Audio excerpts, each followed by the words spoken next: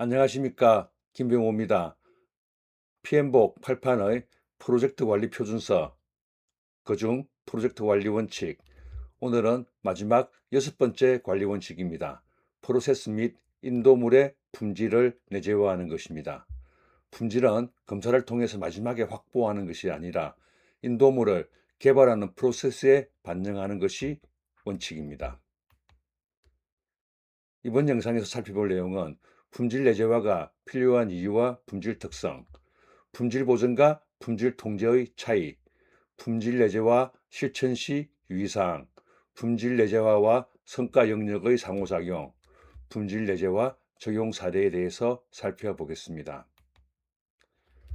개요입니다. 품질이란 인도물이 고객 및 이해관계자의 요구를 충족하는 정도입니다. 이 인도물의 품질을 판단하기 위해서는 수용 기준과 작업 완료 기준을 적용해야 됩니다. 수용 기준 (acceptance criteria란 인도물이 달성해야 할 목표와 그 달성 여부를 확인하는 방법을 정의한 문서입니다. 작업 완료 기준 definition of done, DOD라고 일반적으로 많이 이야기합니다. 이러한 DOD는 특정 유형의 작업을 완료했다고 판단하기 위해서 공통으로 적용하는 조건입니다. 예를 들어서 소프트웨어 개발 프로젝트에서 개발을 완료했다는 것은 코드 리뷰도 끝내고 단위 테스트를 통과했고 보안 취약점을 문제없이 조치했고 고객 수용 기준을 충족시켰을 때 특정 프로그램을 개발 완료했다고 판단하는 것입니다. 수용 기준은 개별 인도물에 따라서 그 기준이 달라지지만 작업 완료 기준 (DOD는) 업무 유형별로 공통으로 적용되는 것이 특징입니다. 품질 내재화란 명시적 또는 암묵적 고객의 요구사항을 반영하기 위한 인도물의 정의, 개발, 검증 프로세스를 갖추는 것입니다.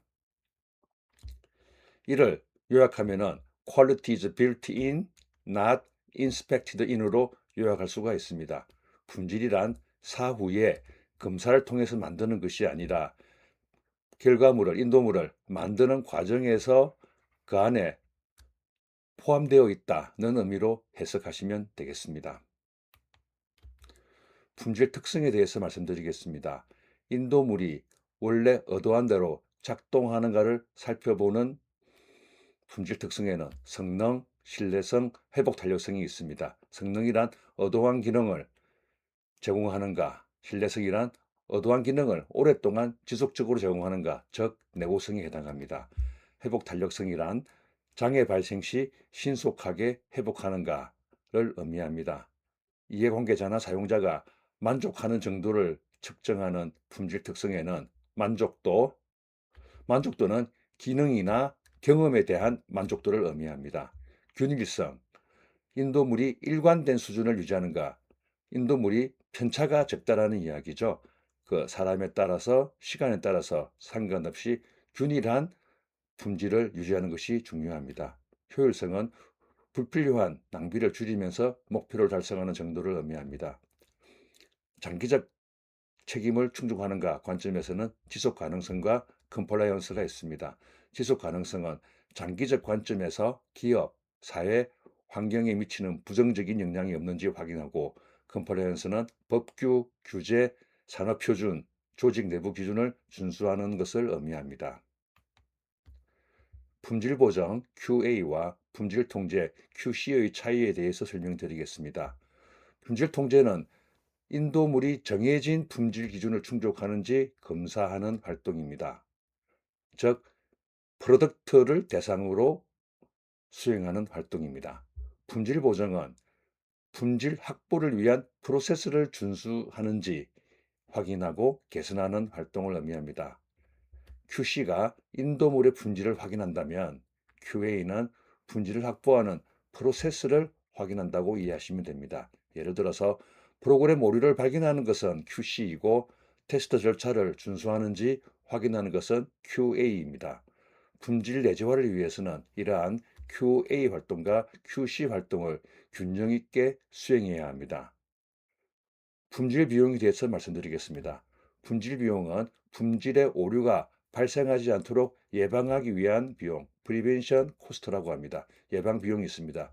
이러한 예방 비용은 제대로 된 프로세스를 정의하거나 임직원 대상으로 프로세스나 품질에 대한 교육을 실시하는 비용이 대표적입니다.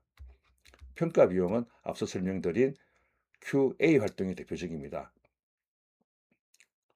검사나 테스트, 검정, 이렇게 조직에 따라서 다양한 이름의 평가 활동이 있습니다. 실패 비용은 오류를 사전에 수정하지 못하고 내보내는 경우에 해당합니다. 내부 실패 비용과 외부 실패 비용으로 구분할 수가 있습니다.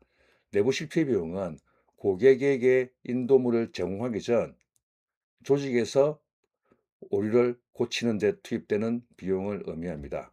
외부 실패 비용은 고객에게 인도물을 제공한 이후 발생하는 비용입니다. 대표적인 것이 AS 비용입니다.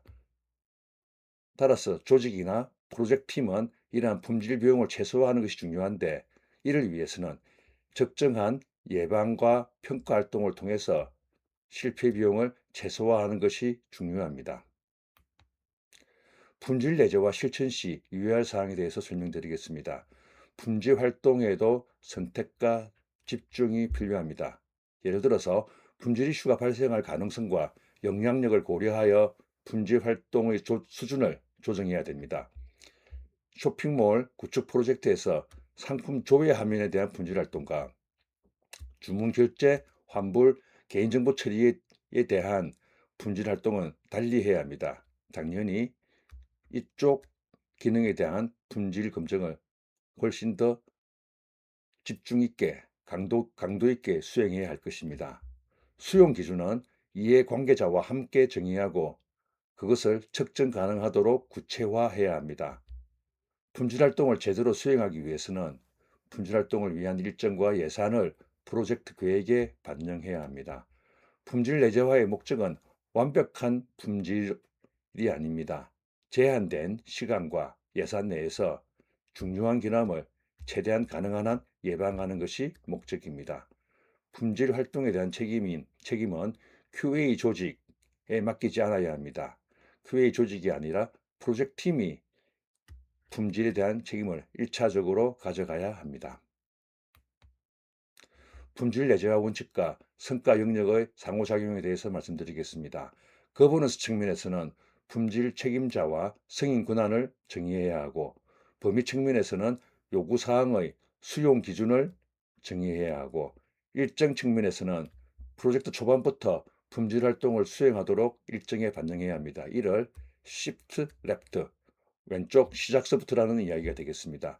재무 측면에서는 예방, 평가, 실패 비용을 종합적으로 관리해서 전체 품질 비용을 최소화하도록 활동을 해야 합니다. 이해관계자 측면에서는 수용 기준은 프로젝트 팀과 이해관계자와 함께 정의해야 합니다. 자원 측면에서는 숙련된 인력과 적절한 도구를 활용하여 품질 목표를 달성해야 합니다. 리스크 측면에서는 품질 문제를 조기에 발견하고 대응하여 품질 리스크를 감소시켜야 합니다. 적용 사례입니다. 동일한 고객 문의에 대해서 상담원은 A라고 답변하고 FAQ에는 B라고 되어 있고 챗봇은 C라고 답변하는 이런 불일치 현상이 반복되었습니다. 그 원인으로서는 각 채널의 담당자가 서로 다른 저장소와 프로세스를 사용하여 기술 지원 콘텐츠를 관리했기 때문입니다. 이를 개선하기 위해서 FAQ, 챗봇, 상담 스크립트 콘텐츠를 하나의 콘텐츠 관리 시스템 CMS로 통합했고, 콘텐츠 책임자와 변경에 대한 승인 절차를 정의했습니다. 그리고 답변 스크립트 완료 기준 DOD에 모든 채널에 동일한 정보를 제공했는가라는 것을 확인하는 항목을 추가했습니다. 그 결과 재문의율은 25% 감소했고, 고객 응대 품질이 산출물과 프로세스에 내재화되어서 그 수준이 향상되었습니다. 기억할 내용 3가지를 정리합니다. 품질 기준은 작업을 시작하기 전에 구체적으로 정의해야 합니다. 검정, 오류 수정, 재검증 활동을 위한 일정과 예산을 계획에 반영해야 합니다. 품질 활동에도 선택과 집중이 필요합니다. 이상 설명을 마치겠습니다.